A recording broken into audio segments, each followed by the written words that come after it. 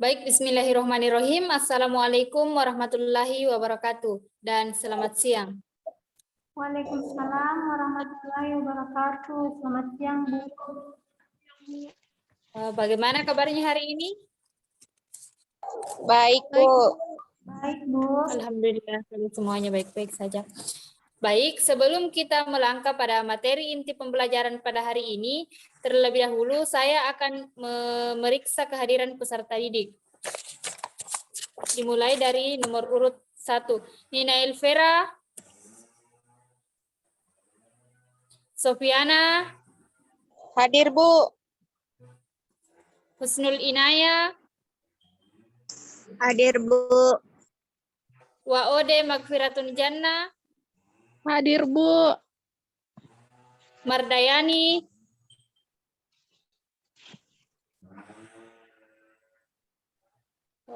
Tidak ada, Bu. Arifai Sosila Effendi. Hadir, Bu. Bu, maaf, tadi Niko tidak terbuka. Hadir, Bu. Ya, tidak apa-apa. Baik, satu orang yang tidak hadir ya.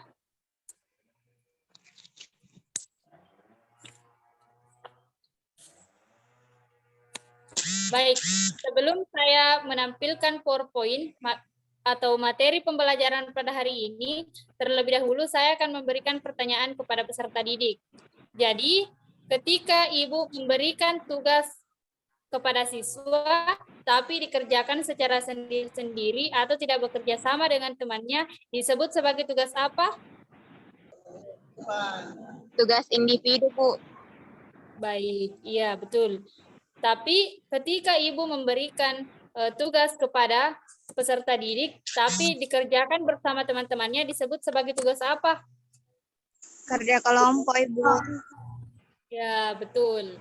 Jadi, hari ini kita akan belajar mengenai materi individu, kelompok, dan hubungan sosial. Baik, selanjutnya saya akan menampilkan materi pada hari ini ya.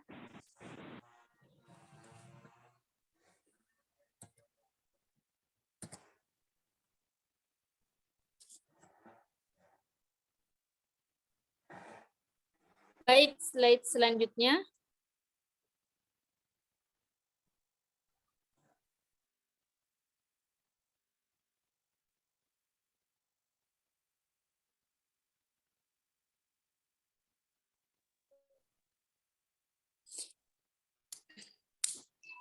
Karena hari ini kita akan belajar tentang individu, kelompok, dan hubungan sosial. Terlebih dahulu, saya akan menjelaskan pengertian dari individu itu sendiri. Dalam konsep manusia, individu sebagai makhluk yang otonom atau berdiri sendiri. Kata individu berasal dari bahasa Latin yaitu individuum, yang berarti terbagi atau kesatuan terkecil. Maka ketika didefinisikan, individu itu bersifat tunggal dan satu kesatuan yang terbatas. Antara individu satu dengan individu yang lain itu memiliki perbedaan. Dan perbedaan tersebut berupa watak dan karakteristik yang dimiliki dalam setiap individu yang diperoleh sejak individu itu dilahirkan. Selain itu, pergaulan dari setiap individu juga mempengaruhi perbedaan watak dan karakteristik individu.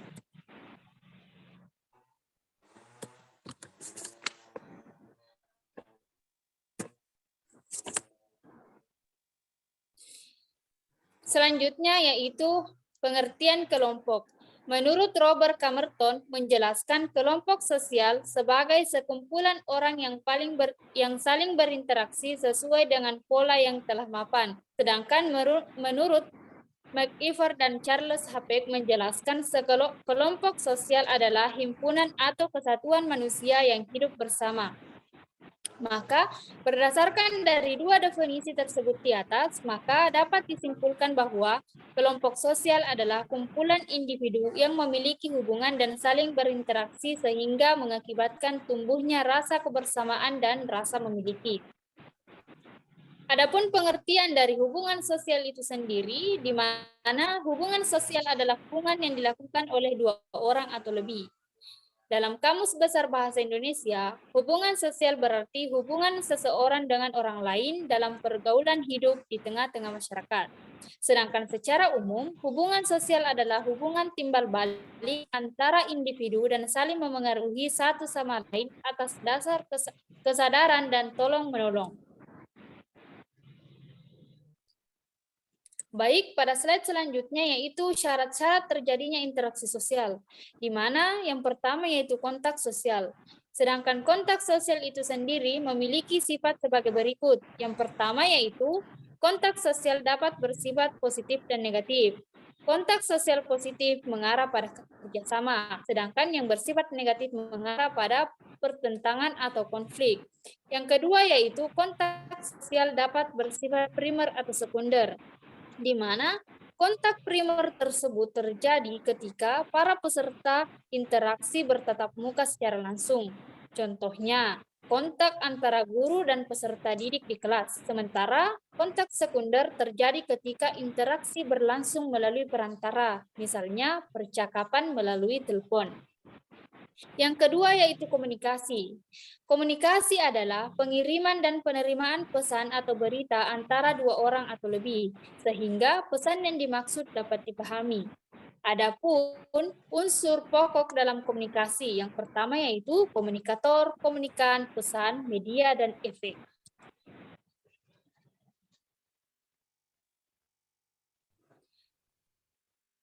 Berikut terdapat 3 tahap dalam komunikasi. Yang pertama yaitu encoding atau pembuatan kode. Yang kedua yaitu penyampaian. Yang ketiga yaitu decoding atau pemecahan kode.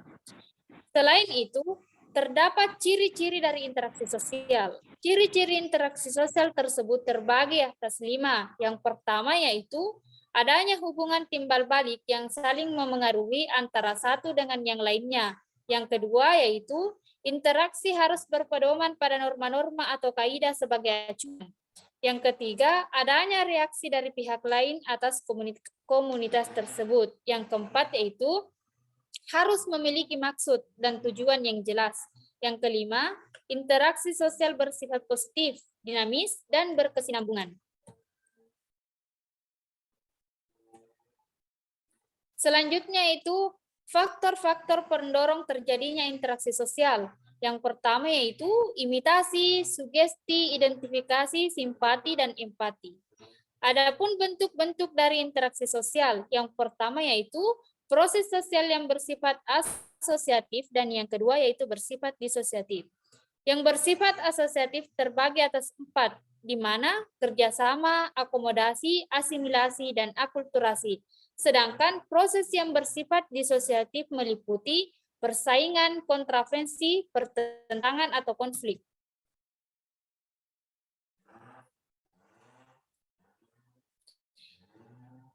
Adapun hubungan individu dan kelompok, di mana interaksi sosial berperan penting dalam kehidupan sosial. Dari interaksi tersebut antara individu dan kelompok, dan antar kelompok akan tumbuh kerjasama atau akan melahirkan kerjasama, perasaan saling membutuhkan, dan saling pengertian yang sangat penting dalam mewujudkan kehidupan bersama yang dinamis. Adapun hubungan antara keteraturan sosial dan interaksi sosial, di mana proses terbentuknya keteraturan sosial terjadi melalui tahap-tahap. Yang pertama yaitu tertib sosial, order, keajekan, dan pola.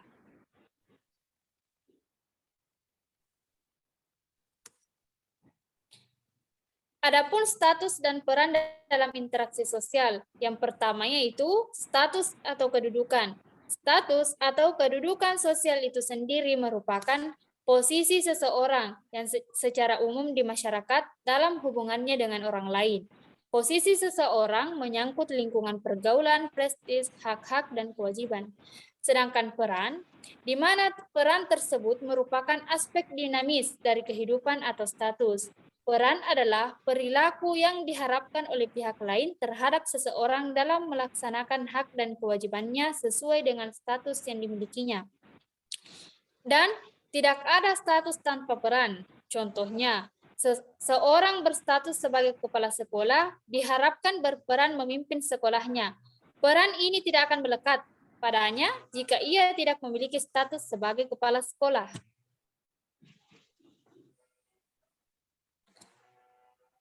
Selanjutnya, lembaga sosial, di mana lembaga sosial meliputi beberapa aspek. Yang pertama yaitu pengertian lembaga sosial. Lembaga sosial itu sendiri merupakan terjemahan dari istilah bahasa Inggris yakni social institution yang merujuk pada dua pengertian yakni sistem nilai dan norma-norma sosial serta bentuk atau organ sosial.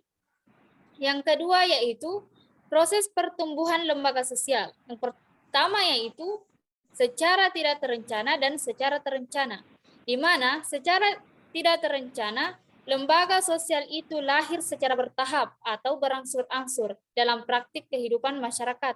Hal ini biasanya terjadi ketika manusia dihadapkan pada masalah yang berhubungan dengan pemenuhan kebutuhan hidupnya. Sedangkan secara terencana artinya lembaga sosial muncul melalui suatu perencanaan yang matang oleh seseorang atau sekelompok orang yang memiliki kekuasaan dan wewenang. Adapun aspek selanjutnya yaitu karakteristik lembaga sosial. Karakteristik tersebut terbagi atas memiliki simbol sendiri, memiliki tata tertib dan tradisi, usianya lebih lama, memiliki adat dan kelengkapan, memiliki ideologi, dan memiliki tingkat kekebalan atau daya tahan. Selanjutnya yaitu fungsi lembaga sosial, di mana fungsi tersebut terbagi atas dua, di mana fungsi manifest atau nyata, dan yang kedua adalah fungsi laten. Dan yang terakhir adalah jenis-jenis lembaga sosial. Jenis-jenis tersebut meliputi lembaga keluarga, lembaga pendidikan, lembaga politik, lembaga ekonomi, dan lembaga agama.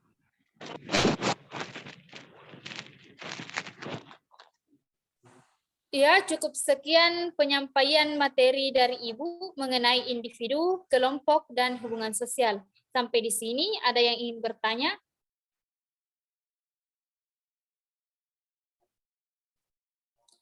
Baik, kalau tidak ada yang bertanya, selanjutnya kita akan belajar menggunakan metode diskusi, di mana Ibu akan membagi kalian ke dalam 4 kelompok. Pembagian kelompok tersebut berdasarkan absen sudah saya kirim namanya di grup WA. Mungkin anak-anak sekalian bisa melihat nama-namanya masing-masing pada grup. Untuk selanjutnya, saya berikan kesempatan untuk berdiskusi dengan teman-temannya sehubungan dengan materi individu, kelompok, dan hubungan sosial.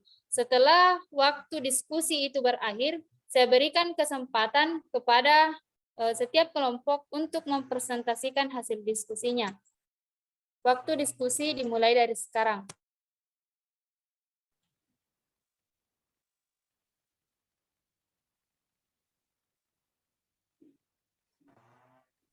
Baik, karena waktu diskusi telah berakhir, maka saya persilahkan kepada perwakilan kelompok untuk mempresentasikan hasil diskusinya.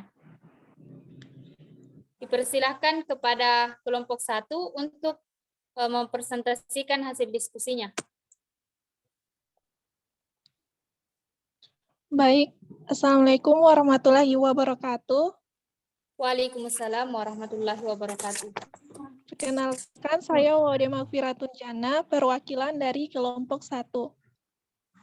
Ya, di sini menurut kelompok kami, individu, yaitu menurut D.R.A. Lison mengartikan bahwa individu sebagai orang-orang sesuatu yang merupakan suatu keutuhan yang tak dapat dibagi-bagi lagi, atau merupakan kesatuan yang terbatas.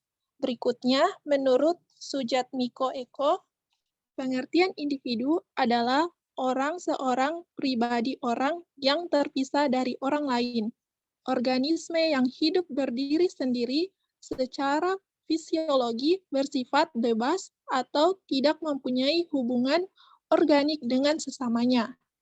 Yang berikutnya, pengertian kelompok. Kelompok menurut Robert Camerton menjelaskan bahwa kelompok yang saling berinteraksi sesuai dengan pola yang telah mapan. Berikutnya, menurut Matt Iver dan Clares Hapek menjelaskan kelompok sosial adalah himpunan atau kesatuan manusia yang hidup bersama. Berikutnya, pengertian hubungan sosial. Hubungan sosial adalah hubungan yang dilakukan oleh dua orang atau lebih. Dalam Kamus Besar Bahasa Indonesia, hubungan sosial ini berarti hubungan seseorang dengan orang lain dalam pergaulan hidup di tengah-tengah masyarakat. Secara umum, hubungan sosial adalah hubungan timbal balik antara individu dan saling mempengaruhi satu sama lain atas dasar kesadaran saling tolong-menolong. Unsur utama yang mendasari hubungan sosial yaitu interaksi sosial. Kemudian, sifat dari kontak sosial. Sifat kontak sosial ini ada dua. Yang pertama, kontak sosial yang dapat bersifat positif dan negatif. Kontak sosial positif ini mengarah pada kerjasama, sedangkan kontak sosial yang bersifat negatif mengarah pada pertentangan atau konflik. Berikutnya, kontak sosial yang dapat bersifat primer atau sekunder. Kontak sosial yang primer ini berarti terjadi ketika para peserta interaksi bertatap muka secara langsung. Contohnya yaitu kontak antara guru dengan murid di kelas. Sementara kontak sekunder yaitu terjadi ketika interaksi berlangsung melalui perantara. Misalnya yaitu percakapan melalui telepon. Ya, berikutnya yaitu 5 bentuk kerjasama. Yang pertama yaitu kerukunan atau gotong royong, yang kedua bergaining yaitu pelaksanaan perjanjian mengenai pertukar dua organisasi atau lebih. Yang ketiga yaitu kooptasi, yaitu proses penerimaan unsur-unsur baru dalam kepemimpinan dan pelaksanaan politik organisasi sebagai satu-satunya cara menghindari konflik yang dapat mengguncangkan organisasi. Berikutnya yaitu koalisi. Koalisi yaitu kombinasi antara dua organisasi atau lebih yang mempunyai tujuan yang sama. Terakhir yaitu joint venture, yaitu kerjasama dalam pengusahaan proyek tertentu.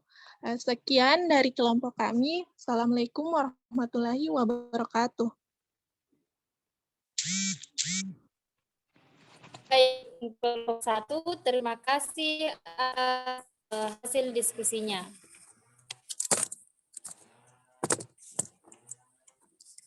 Jadi itulah pemaparan materi atau hasil diskusi dari teman-temannya ya. Selanjutnya, Ibu akan menyimpulkan mengenai materi individu, kelompok, dan hubungan sosial, di mana individu itu adalah sebagai makhluk yang otonom atau berdiri sendiri. Sedangkan kelompok adalah sekumpulan orang yang saling berinteraksi sesuai dengan polanya yang telah mapan.